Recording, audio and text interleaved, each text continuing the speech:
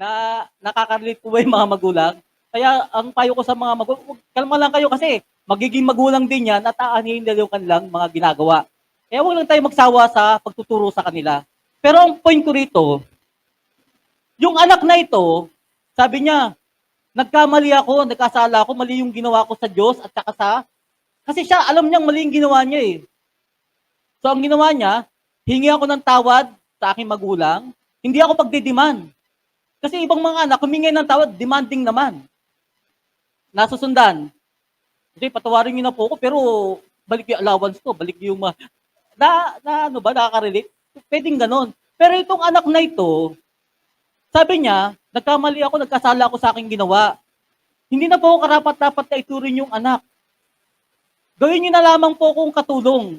Imagine mo yung kanyang pagpapakumbaba doon sa kanyang mga magulang. So ituring niyo na lamang ako bilang empleyado na nagtatrabaho para lamang makakain. So wala sang demand. Tanggapin niyo na lamang ako, magsisilbi po ako rito, kahit pagkain na lang ang sweldo ko. Kasi doon sa trabaho ko, meron akong trabaho, pero walang sweldo. Meron akong trabaho, wala pa rin pagkain. Okay lang nung trabaho ko, libre pagkain, di ba? O, di ba? Yung mga katulong ngayon, okay lang magtrabaho ka, basta libre pagkain. Ang problema doon sa trabaho niya, may trabaho siya, wala sang sweldo, wala pang pagkain. Eh sabi niya, buti pa doon sa bahay ng aking ama. Kahit wala akong sweldo, maraming pagkain. So, nasusundan. So, ibilang na lamang niyo akong alila sa, huwag niyo ako ituring na anak, kahit katulong na lang ang ituring niyo sa akin, okay na sa akin yun. Kasi kasalanan ko naman. Nasusundan. So dito sa ano natin, makikita natin dito na si Jesus bilang storyteller, si Jesus kasi nagkukwento nito. Hindi niya hinusgahan yung nakababatang anak, sa mismo, yung nakababatang anak ay nagsabing nagkasala ko. Hindi niya ginudge yung nasabi niyang batang anak. Sa mismo, yung anak na nakakabata, siya yung nagsabing nagkasala ko, hihingi ako ng tawad, pero wala nagsabi sa kanya na makasalanan ka, na mali ang ginagawa mo. Walang nag-condemn sa kanya. Sa mismo yung naka-realize no, sa kanyang sarili. Naintindihan? So, sa kanyang pagbubulay-bulay, sa kanyang pag-iisip-isip, na siya'y nagkasala at pero siyang dapat na tamang gagawin, so, sinabi niya, aminin ko na may kasalanan ako, magpapakumbaba ako, kaya mamamaso ka na lamang ako bilang katulong man lang para lang makakain sa bahay ng aking ama. So, sabi na Lucas chapter 15, so sa pagpapatuloy natin, mabilis lang to. Huwag po kayong maglala. Kasi pipupuntahan ka. Okay po. Pero kung di natin matatapos, i-continue natin ito. Sabi ng verse 20, at tumindig siya at pumaroon sa kanyang ama. Malayo pa'y natanawan na siya ng ama at ito'y labis na nahabag sa kanya, kaya't patakbo siyang sinalubong, niyakap at saka hinagkan. Alam niyo po, yung anak, sa mind niya, babait yung kanyang tatay. Di ba? Kasi alam niya, kasi nung humingi siya sa tatay, hindi siya sinermonan, hindi siya pinagalitan, hindi siya, kung magulang kasi natin ngayon, hihingi ka ng pera, nakakuha ka nga, pero ang dami mong sermon. Pero okay na rin yun, kasi nakakuha ka. Pero itong tatay na to, nakakuha doon sa kanyang tatay, pero hindi siya pinagalitan. Yung pagkakilala niya doon sa kanyang tatay, mabait. Kaya nga siya bumalik eh. Kasi alam niya, kapag lumapit siya sa kanyang magulang, hindi siya matitiis. Siguro galit sa kanya, pero at the end of the day, tatanggapin pa rin siya. Ito yung kaganda sa mga magulang. Kaya yung mga anak, huwag kayong panghinaan ng loob kapag nalumapit sa mga magulang. Kasi ganyan lang ang mga magulang. Talagang minsan, kapag nakagawa tayo ng pagkakamali, andyan yung magulang na sisermonan ka, kakausapin ka, to the point na minsan parang feeling mo pinapagalitan ka. Pero ang totoo, walang mga magulang na nakakatiis sa kanilang mga anak. Amen po ba? So, yung pagkakilala ng kanyang anak, yung nakababatang anak, mabait ang pagkakilala niya sa kanyang ama.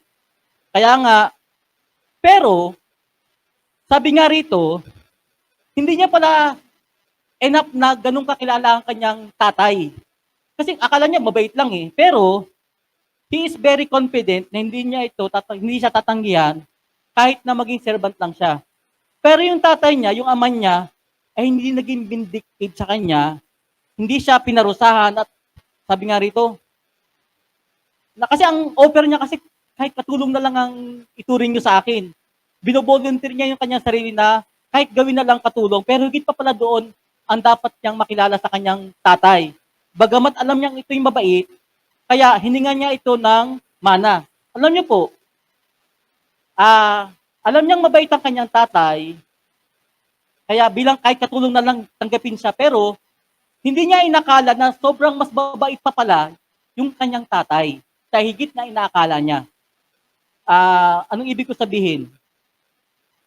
Hindi siya sinisi, hindi siya pinagalitan, na makita siya. In fact, malayong-malayo pa lang, nakita na siya. Sabi nga ng mga preacher, di ba? Bakit malayong-malayo pa natanawan na siya? Ibig sabihin, sabi nga ng mga preacher, everyday nag-aantay yung kanyang tatay sa kanyang pagbabalik. Tapos, yung tatay mismo ang sumalubong sa kanya, yumakap sa kanya at nagkan siya. Kahit amoy baboy pa siya. Di ba? Nasa ano siya, nakulungan ng mga baboy. Imaginein mo bilang mga magulang, siguro hindi siya ganun ka presentable. Kasi nung mali siguro sa talagang todo forma, todo pabango kasi talaga daming pera, di ba? Ano pa sa inyo, magandang kalagayan niya. Pero nung bumalik siya, imaginein mo, yung pag-approach sa kanya ng tatay niya. Kahit na amoy baboy pa siya, hinagkan siya at saka niyakap. Ganon ka, ano yung magulang niya. Grabe yung, kung akala niya mabait lang yung magulang niya, higit pa lang mas mabait yung nakilala niya ngayon na magulang niya. Nasusundan. So itong nakababatang anak, batid niya na mabait ang kanyang tatay, pero he should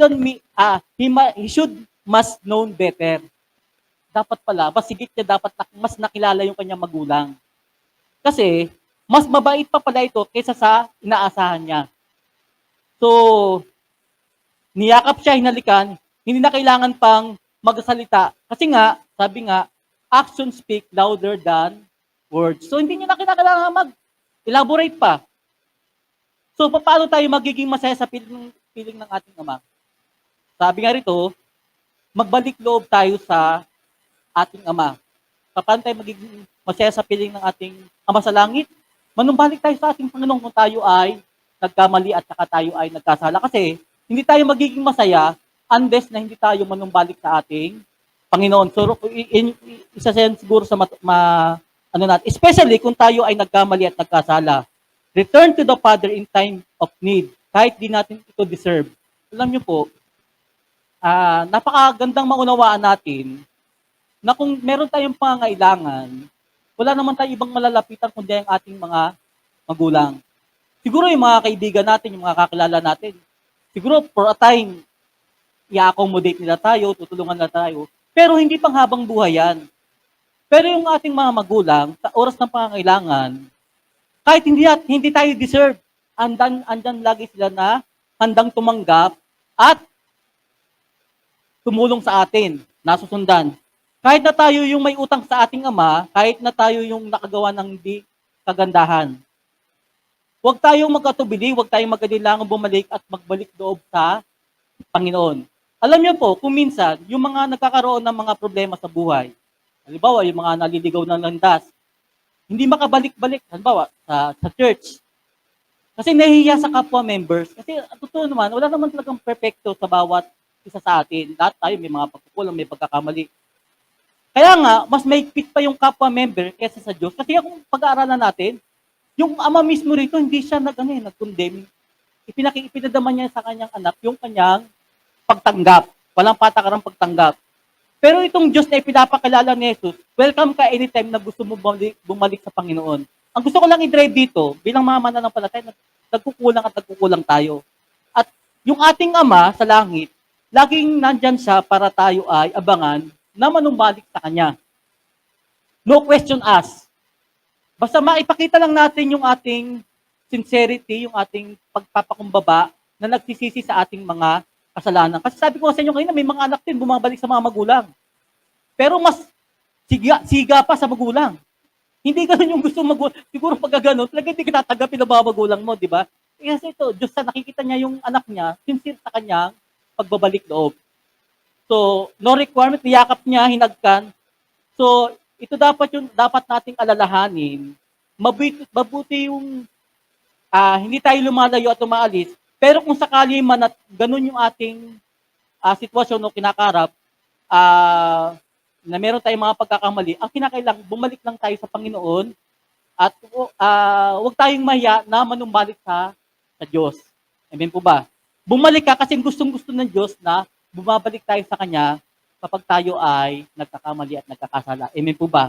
So, napaka buti ang Panginoon, napakalabing niya. He will embrace you sa ating mga pagbabalik sa Kanya. Sabi ng Lucas 15:21, so bibilisan natin ng konti.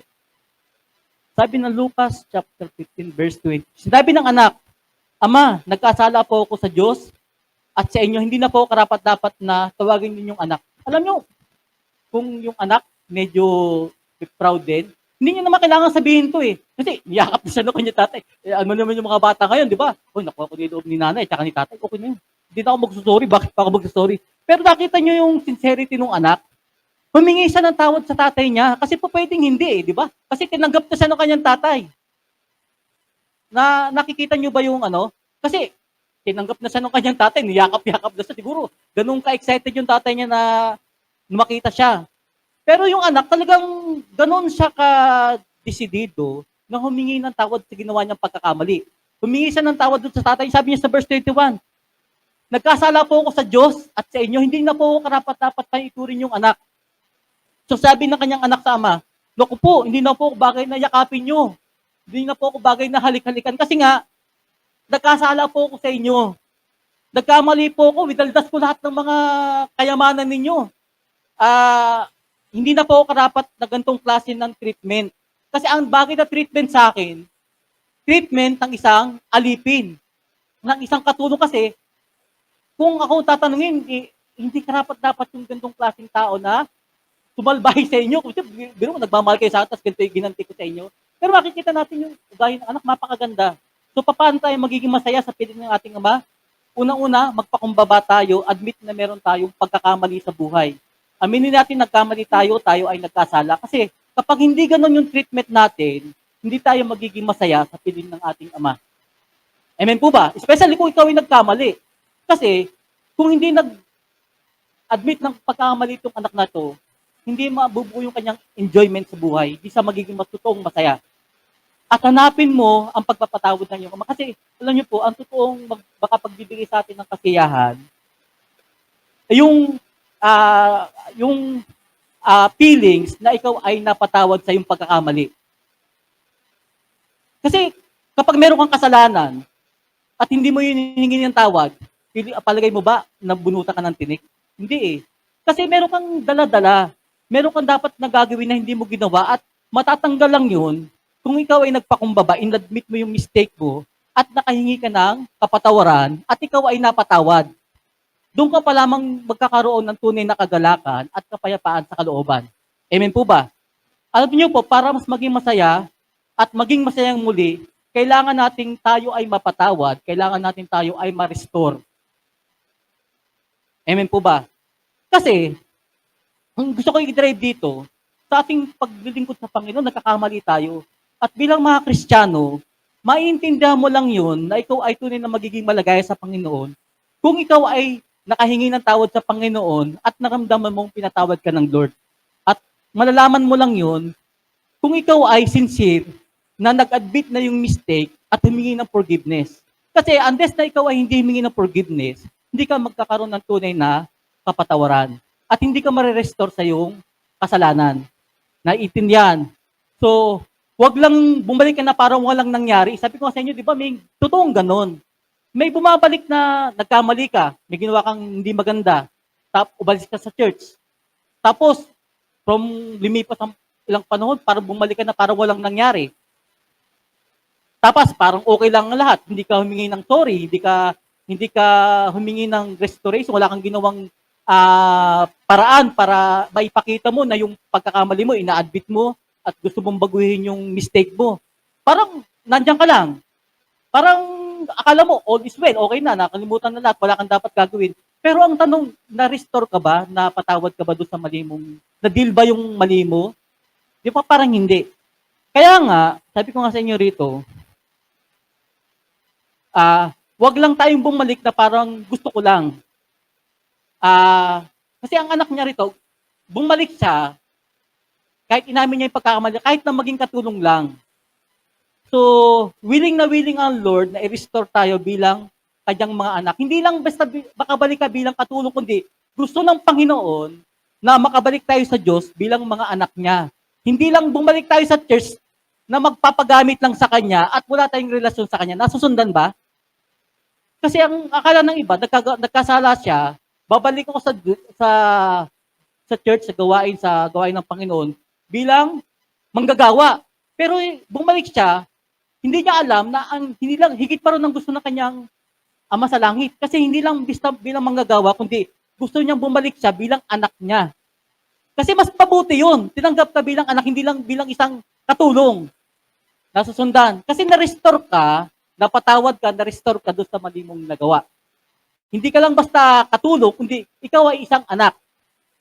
Okay, so ganun siya kabait, ganun kabait ang Diyos na gusto kong maintindihan nyo. Ito yung nakakalungkot kasi hindi kasi nakikilala ng Israel yung ama na iyon kasi nga, ang ipinakalala ng mga religious leader that time, sa panahon nila, ay isang amang laging galit, kinakailangang lagi kang mag-o-offering kasi pag nagkasala ka that time, patay ka. Kinakailangan magbayad ka sa iyong kasalanan, lagi kang dapat, sabi nga rito, nangungumpisa, lagi kang nag-aayuno, papahirapan mo yung sarili mo, paghihirapan mo yung sarili, at yun yung kinakailangan lang, yun yung kanilang pinapaniwalaan. Kaya nga, itinibid yun ni Jesus. Gusto nung maipaunawa ni Jesus sa kwentong ito, na yung Diyos na kanilang pinapanampalatayahan ay Diyos na napakabait, napakamapagmahal, napaka-gracious, na kapag lumapit tayo sa Kanya, Kanya tayong tatanggapin. Nasusundan. Kaya nga sa Luke chapter 15 verse 20 to 24, sa pagpapatuloy natin, ano pa naman, 9:30 pa lang. Ito, oras, 22. Ngunit tinawag ng ama ang mga alila. Madali.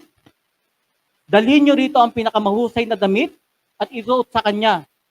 Suotan siya ng singsing at mangyapak. Kunin ang pinatabang guya at patayin. Kumain tayo at magsaya. Sapagkat namatay na ang anak kong ito, ngunit nabuhay na wala ngunit na sumpungan at sila ay nagsaya. Alam nyo po, akala nung anak, nung makuha niya yung mana doon sa kanyang tatay, nakuha niya na yung pinaka-the best na pag-aari ng kanyang ama. Hindi pa pala the best yung nadala niya mga damit. Kasi siguro, naisip ko, nung nabigay sa kanya yung lahat ng gamit niya, dala niya. Di ba? Siguro, mga signature clothes. Mga signature clothes? Kasi wala akong ganun. Pero, siguro mga bench. Nagalaw-salo. Siguro mga signature clothes, mga LB. Ano ba? Ganun ang mga damit niya. Pero hindi niya inaakala na nung bumalik siya, mas the best pa pala yung mga naiwan doon sa tatay niya. Siguro kung halaga ng damit yung mga dala niya, mga 1 million, siguro mga 5 million worth yung mga gamit. Sabi niya, pagbalik, isuot sa kanya ang madali, dali nyo rito ang pinakamahusay na damit at isuot sa kanya. Yung palang pinakamahusay na mga gamit na iwan doon sa tatay niya. Akala niya nakaisa na sa tatay niya, pero yung the best pala, na iwan sa magulang niya. Sige, tinitin natin kung na matututunan natin dito. Alam mo po, yung alibugang anak na to, hindi ako naniniwala, hindi lamang siya psychologically, physically, at saka emotionally na talagang durug-durug, masakit. Sabi nga rito, pwede sabihin, gutom na gutom siya, nangangayayat. Sabi nga, akala niya, yung pinaka-the best na mga bagay nakuha niya, pero yung pinaka-magaganda pala nandun sa magulang niya. So makikita natin, kahit marami na tayong natatanggap sa Panginoon, nagkamali pa tayo, the best is still yet to come. Anong ibig sabihin? Kahit na nagkamali tayo sa Panginoon, sa panunumbalik natin sa Kanya, meron pa palang higit na mas mabubuti tayong matatanggap mula sa Panginoon. Ang kagandahan ng manumbalik tayo sa Kanya kasi akala natin, yung the best nakuha na natin, hindi. Kapag tayo ay nanumbalik sa Panginoon, mas mabubuting bagay pa ang ating matatanggap sa Kanya. Yun ang gusto kong i-drive dito. Hindi natin kayang ubusin ang kabaitan ng Diyos, hindi natin kayang ubusin ang Kanyang kagandahang loob, kaya huwag tayong mag-atubili na lumapit at magbalik loob sa Diyos. Ito yung gusto kong i-drive.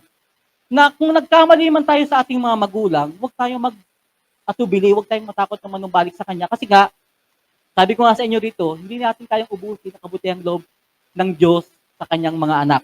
Amen po ba? So sabi ng Ama, bigyan siya ng singsing.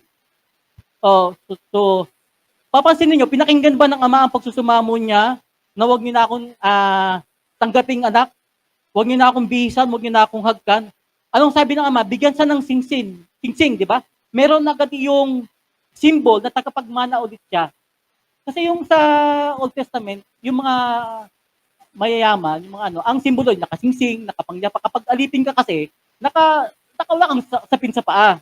Kaya nga ang sabi nung tatay, suotan siya ng singsing. Nagsisimbolize na kapamilya ulit siya. Di ba? Suotan siya ng pinakamagarang damit. Suotan siya ng pangyapak o sapatos. So, nagsisimbol lang iyon na tagapagmana na naman ulit siya. So, ibig sabihin, sabi ko nga rito sa inyo kanina pa, prinsipe ulit siya. Member daw ulit siya ng family. So, member ulit siya ng sambayang iyon kasi nga, yung mga hindi member ng mga household ay walang sapin sa paa, so umuwi siyang nakayapak. So, sabi nga, bigyan ng sandals yan. Siguro kung may jacket pa doon, bigyan ng jacket yan. Di ba? So, totoo. Si Kevin pala yung tatay nito. Hindi. Mas maganda yung sinuot nito kasi mas babahalin yun. So, sabi niya, para siyang namatay, pero nabuhay na naman siyang muli. Nawala siya sa atin, pero natagpuan na naman natin siyang muli. So, yung pinataba nating hayop, yung pinakamalusog dyan, patayin yan, lutuin yan, at tayo ay mag-celebrate.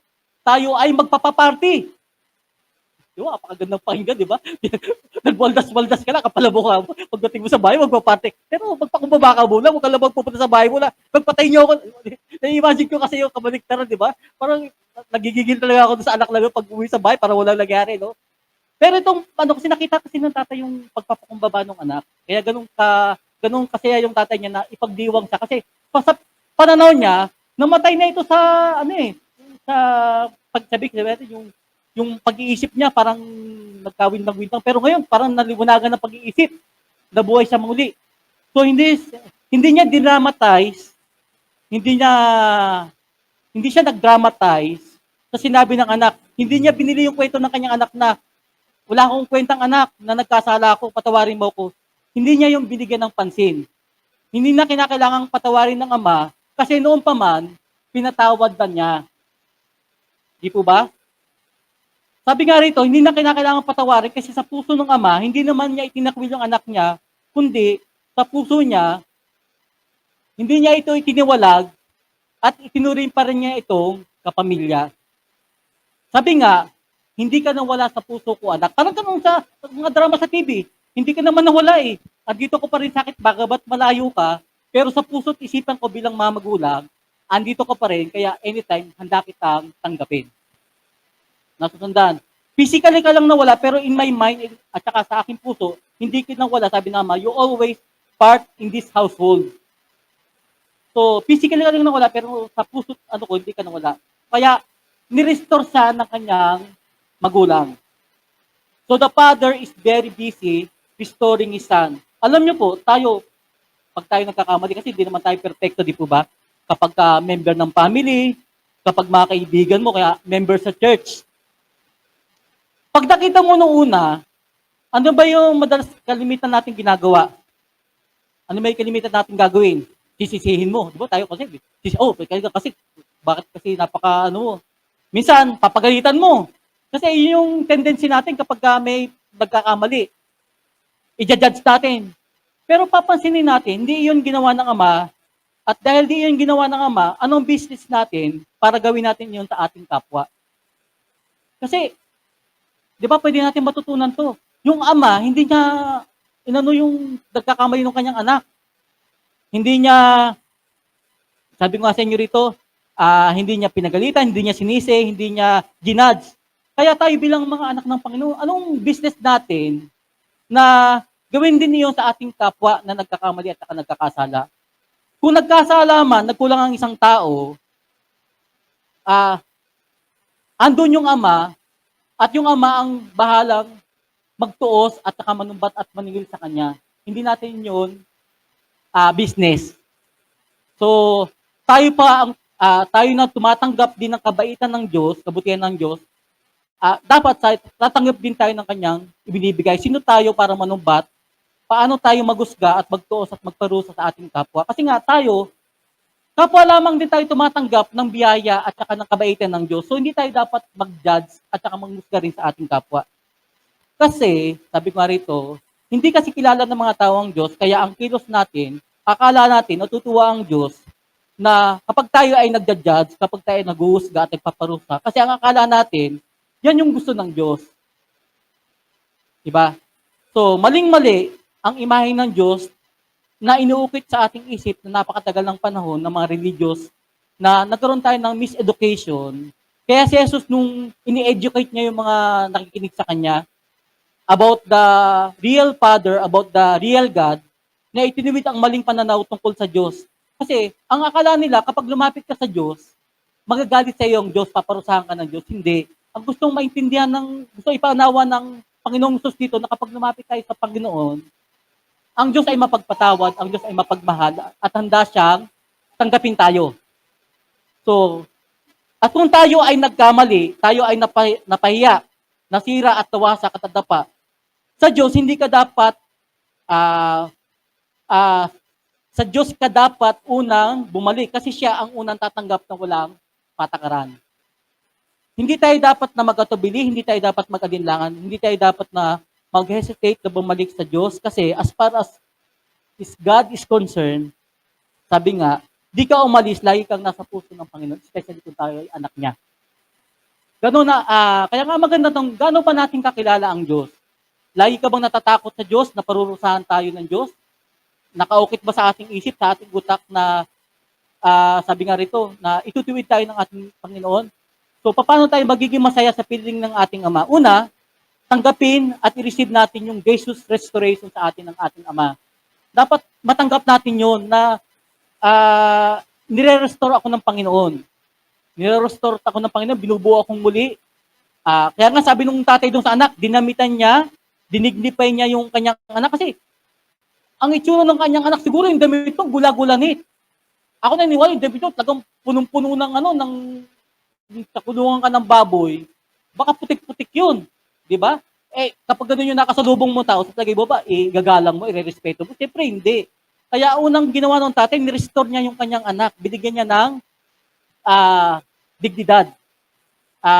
Dinignify siya ng kanyang ama. So, sa anong gagawin? So, ano dapat natin gawin kapag nire-restore tayo ng Panginoon? Tanggapin natin yung restoration ng ating Panginoon. So, alam mo at alam kung di natin yun deserve.